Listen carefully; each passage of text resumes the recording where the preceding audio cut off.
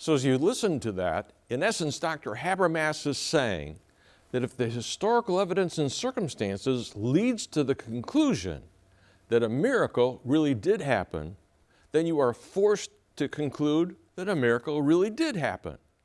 But then what conclusion should historians come to when they examine the facts surrounding Jesus' resurrection? This is very important, so I want you to listen. Now, what I meant there about the resurrection goes something like this.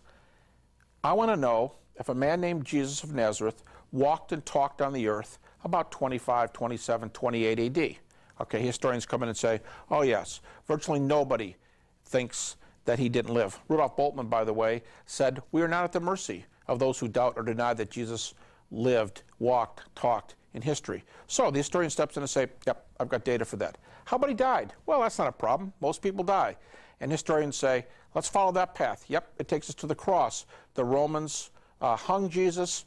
They put him on the cross. He died. And we can take that in history. Now, when you get to the resurrection, people start getting a little nervous here. But here's the point I'm saying. Let's not ask the question, did God intervene and pull him out of the tomb? Let's ask a much easier question.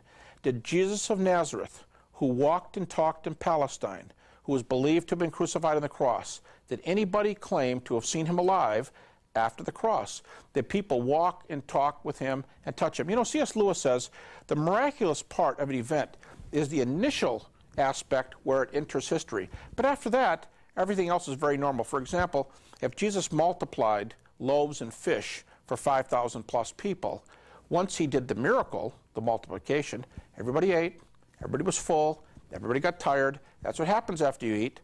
And you get, you know, there's some biological things going on here. That's what happens. That's what food does. The miracle is the multiplication, not the eating and all this. With the resurrection accounts, we want to ask a simple question. Was there a man named Jesus? Did he die on the cross? And did people claim to see him afterwards? If so, why? Those are certainly claims that historians can get their fingers on. We have data there.